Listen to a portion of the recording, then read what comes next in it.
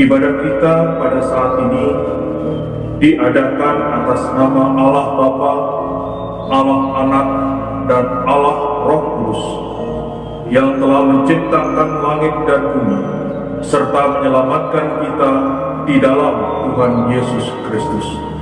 Daripadanya lah damai sejahtera mengalir atas kita sekalian. Amin.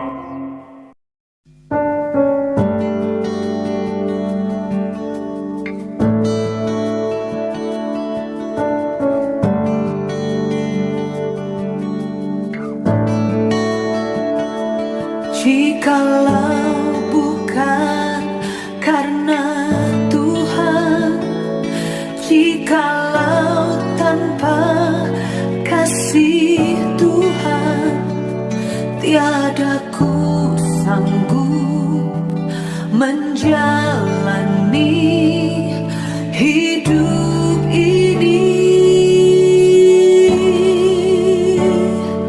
Di saat hatiku percaya, di saat jiwaku berserah, surga terbuka, kuasa Tuhan bekerja.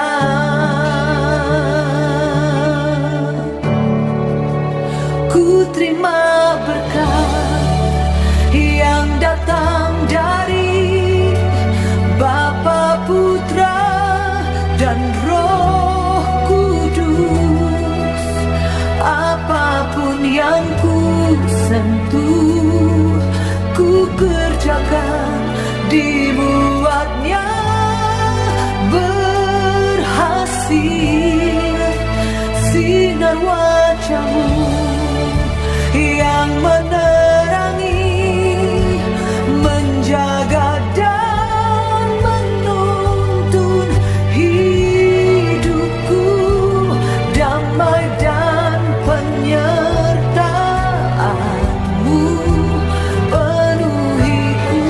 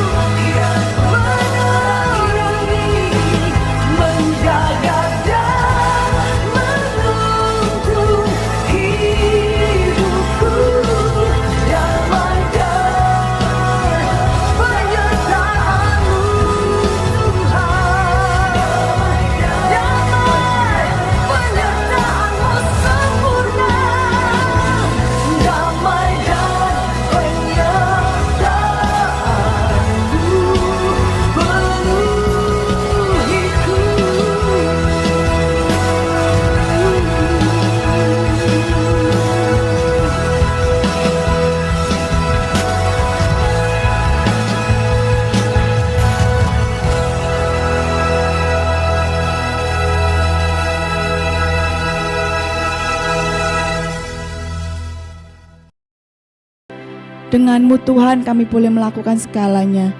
Dengan-Mu Yesus kami boleh menjalani kehidupan kami ya Bapa. Apapun Tuhan yang kami alami saat ini, apapun yang kami rasakan saat ini, kami percaya Tuhan selalu ada untuk kami ya Bapa. Tetaplah di sisi kami Tuhan, tetaplah selalu bersama kami ya Yesus, karena tanpa-Mu kami bukan siapa-siapa. Sebentar Tuhan kami akan mendengarkan firman-Mu ya Bapa, kini Kau urapi setiap kami. Kau urapi hamba-Mu yang menyampaikan firman-Mu Tuhan, Engkau pakai lebih dahsyat ya Bapa.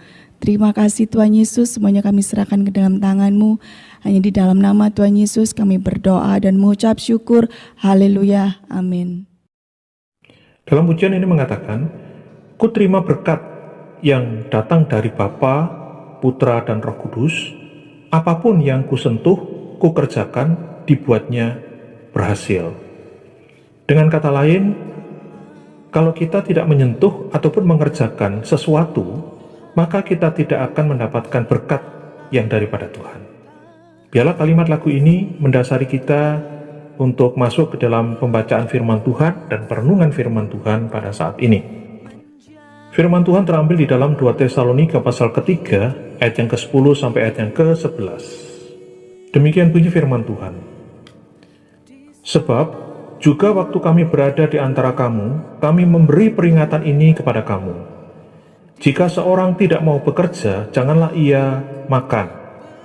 Kami katakan ini karena kami dengar bahwa ada orang yang tidak tertib hidupnya dan tidak bekerja, melainkan sibuk dengan hal-hal yang tidak berguna. Ada banyak motivasi atau landasan mengapa seseorang itu bekerja. Dan motivasi itu akan mempengaruhi bagaimana seseorang itu bekerja. Bisa menarik dan memberi semangat kerja baginya, namun bisa juga melemahkan atau merusak cara kerjanya. Mari kita melihat beberapa motivasi berikut ini. Motivasi yang pertama adalah bekerja untuk mencari nafkah. Berdasarkan ayat yang kita baca di atas, sering diasumsikan bahwa tujuan atau landasan dan motivasi kerja yang paling utama dan paling rendah dari hidup manusia adalah hanya untuk mencari nafkah. Memang mencari nafkah bukanlah hal yang sepenuhnya salah. Karena itu adalah tugas dan naluri hidup manusia untuk mempertahankan kehidupannya. Namun, ini bukanlah motivasi utama dan bahkan bukan sebuah definisi kerja yang benar dan baik. Jika kita mendefinisikan bekerja hanya dengan mencari nafkah atau mencari uang, maka kita juga akan setuju para pekerja perampok atau para pelacur. Karena mereka juga bekerja keras, berkeringat, penuh persiapan, pemikiran, perlu modal, kerjasama, dan keterampilan yang sangat luar biasa demi untuk mendapatkan nafkah mereka. Tetapi bagi manusia normal, tentu tidak akan memasukkan perampok ataupun pelacuran sebagai salah satu bidang pekerjaan. Maka, bekerja harus lebih dari sekedar mencari uang atau mencari nafkah. Bahkan bekerja dengan cara korupsi, penindasan, pemerasan, penipuan, dan sejenisnya, sekalipun akan memberikan nafkah yang besar bagi keluarga, tetap tidak bisa disebut sebagai kerja. Maka kerja menurut iman Kristen bukan sekedar mencari nafkah. Motivasi yang kedua dari bekerja adalah mengaktualisasikan diri. Abraham Maslow menyadarkan kita tentang adanya unsur dan kepentingan aktualisasi diri di dalam kehidupan manusia. Manusia akan kehilangan nilai hidupnya ketika tidak bisa mengaktualisasikan dirinya di tengah masyarakat. Ia harus menunjukkan siapa dirinya dan membuat orang melihat dirinya. Untuk itu, salah satu hal utama yang membawa aktualisasi diri manusia adalah kerja. Para motivator masa kini banyak menggunakan asumsi ini di dalam membangun etos kerja seseorang. Tanpa Tuhan, seseorang membutuhkan pengakuan dari manusia. Maka upaya kerja menjadi salah satu cara seseorang mendapat pengakuan dari orang lain. Namun, di balik hal positif yang bisa didapat, sebenarnya kerja bukan juga sekedar aktualisasi diri. Karena manusia akan kecewa ketika dia sudah bekerja keras dan tidak memenuhi harapan dari pimpinannya. Setiap orang tidak tahu bagaimana bisa menyenangkan semua orang, bukan? Karena hal seperti itu jelas mustahil. Seringkali juga etos yang dibangun dengan landasan ini membuat kita bekerja menurut apa yang lagi tren, dianggap hebat, dan diperhatikan masyarakat. Ia tidak mengembangkan talentanya, tetapi mengikuti keinginan orang lain. Dan yang paling bermasalah adalah etos kerja yang dibangun adalah etos kerja egoistik.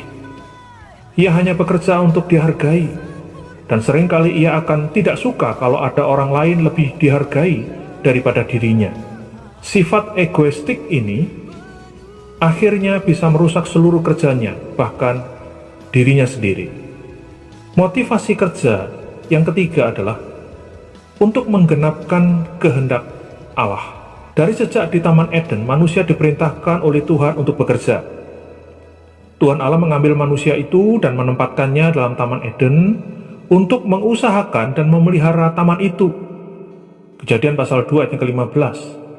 Kerja adalah natur manusia seturut rencana Allah ketika mencipta manusia. Tuhan mencipta manusia untuk bisa bekerja menggenapkan mandat yang ia telah siapkan. Seperti yang dimengerti oleh Paulus, dia mengatakan, karena kita ini buatan Allah, diciptakan dalam Kristus Yesus untuk melakukan pekerjaan baik yang dipersiapkan Allah sebelumnya. Ia mau supaya kita hidup di dalamnya. Efesus 2 ayat yang ke-10. Tuhan ingin kita mengerjakan pekerjaan baik yang sudah Tuhan siapkan, bukan bekerja untuk mencari nafkah atau mengaktualisasi diri menurut kehendak kita sendiri. Maka, etos kerja yang benar hanya mungkin dimiliki dan dilakukan oleh orang-orang yang sungguh-sungguh percaya kepada Tuhan. Bekerja yang sejati adalah karena kita ingin menggenapkan mandat atau kehendak Allah. Untuk tujuan inilah Allah menyelamatkan umat pilihannya. Efesus 2 ayat 8 sampai ayat yang ke-10. Mari kita melihat bagaimana etos kerja Kristen itu. Yang pertama, etos kerja Kristen adalah kembali ke natur asli manusia. Manusia dicipta oleh Tuhan agar bisa menggenapkan rencana Allah, baik secara kolektif maupun individual. Jadi ketika manusia tidak mau melakukan hal itu, maka manusia sedang menyangkali naturnya sendiri. Manusia tidak dicipta untuk menganggur. Manusia dicipta untuk hidup produktif. Maka berkali-kali Tuhan Yesus maupun Paulus menekankan bagaimana hidup harus berbuah. Pohon bukan sekedar gemuk, tetapi harus berbuah. Pohon yang gemuk, berdaun lebat, subur, dan begitu ranum, namun tidak berbuah, dikutuk mati oleh Tuhan Yesus. Kita bisa melihatnya di dalam Markus pasalnya yang ke-11, ayat yang ke-12 sampai ayat yang ke-14. Kegagalan dunia kerja saat ini adalah orientasi kerja bukan kepada panggilan Allah, tetapi panggilan uang. Tanpa sadar manusia sudah menjadi budaknya Mamon. Ketika manusia meninggalkan kedaulatan Allah, manusia menyangkali naturnya sendiri yang seharusnya ada di atas Mamon dan dunia materi. Dengan bekerja keras menggenapkan mandat Tuhan, maka kita telah menjadi manusia seperti yang Tuhan rindukan dan idamkan ketika Ia menciptakan manusia. Dan itulah yang akan sangat dihargai oleh Tuhan. Etos kerja Kristen yang kedua adalah kembali ke natur kerja yang asli. Kerja adalah mengaplikasikan talenta yang Tuhan beri. Untuk kita bisa menjadi berkat bagi banyak orang dan dunia ini seperti yang Tuhan kehendaki, dan pada akhirnya semua itu membawa kemuliaan bagi Tuhan yang memberikan mandat atau tugas itu. Jika kita mengerjakan hal yang salah, tidak cocok dengan talenta, atau merugikan atau mencelakakan orang lain, maka kita mempermalukan Allah yang telah mencipta dan memberi mandat kepada kita. Seperti ketika kita menugaskan seorang pegawai untuk bekerja, lalu dia bekerja dengan tidak beres, merugikan atau mencelakakan orang lain, kerjanya sembarangan, dan tidak memenuhi kualitas yang kita tugaskan, maka pegawai itu akan mempermalukan perusahaan dan pimpinannya.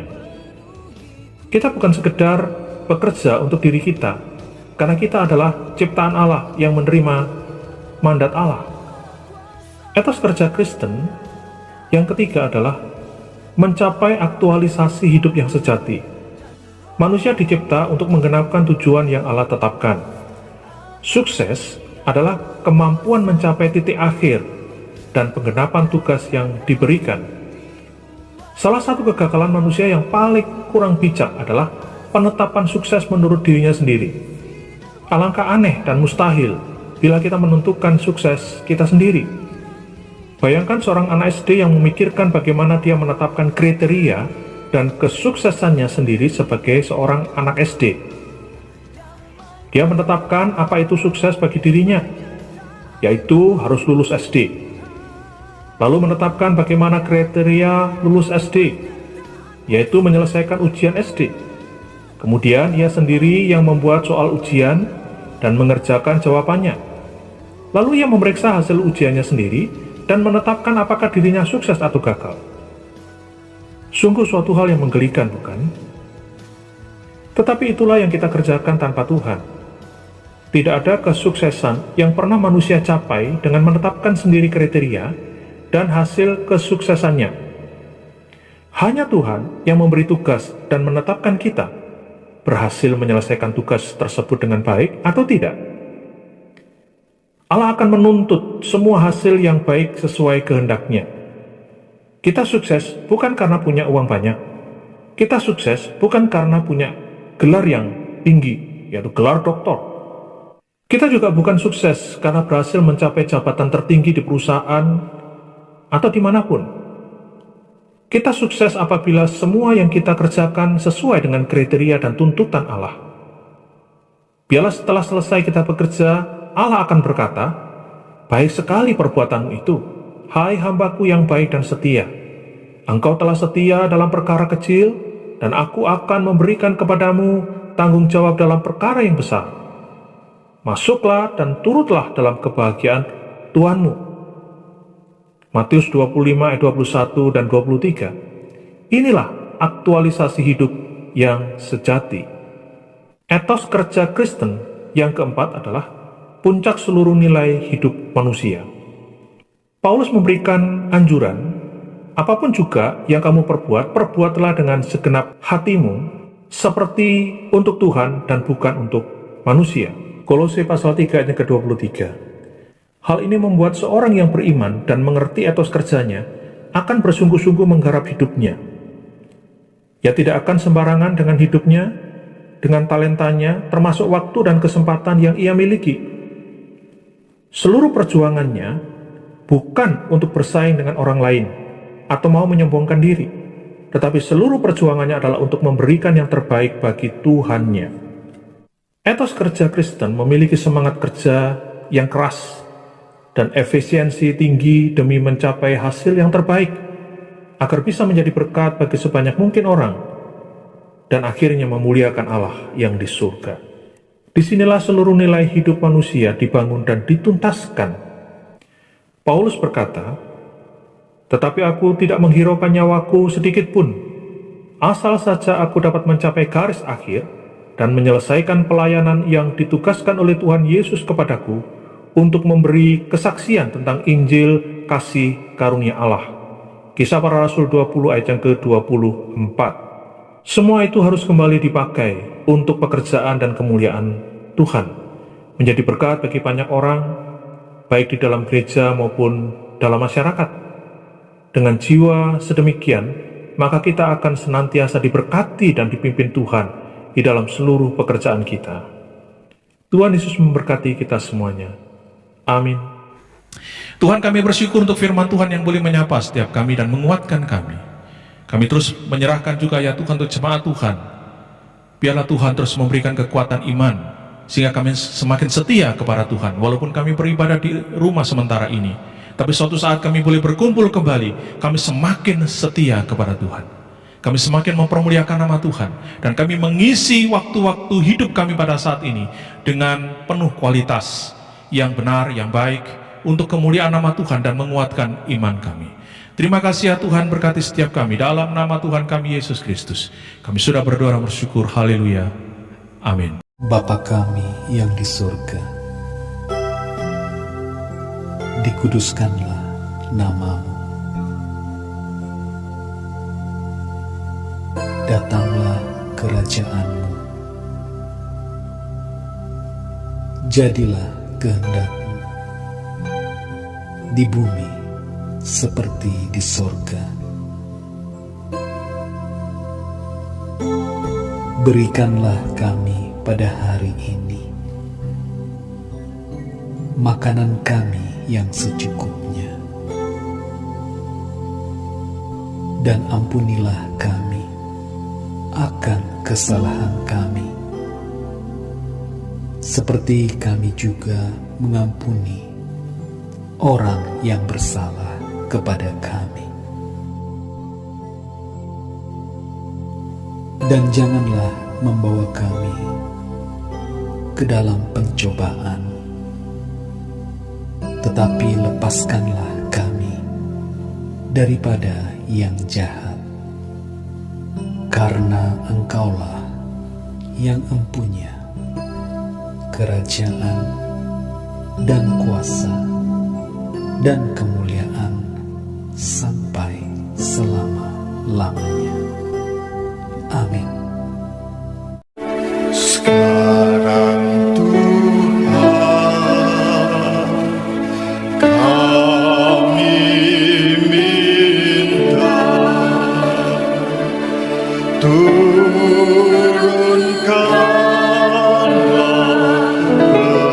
berkat-Mu.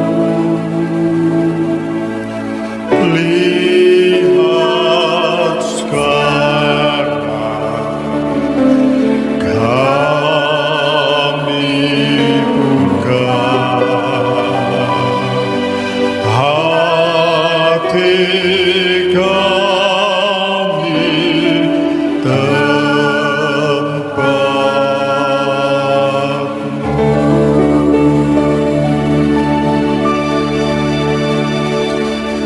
Saudara-saudara yang kekasih di dalam Tuhan, jemaat yang dikasihi Tuhan, terimalah segala berkat, rahmat, anugerah, damai sejahtera, sukacita daripada Bapa yang di surga, kasih sayang Tuhan Yesus Kristus, serta persekutuan Roh Kudus, menyertai dan tinggal dalam setiap kehidupan kita, rumah tangga kita, pelayanan kita, aktivitas kita.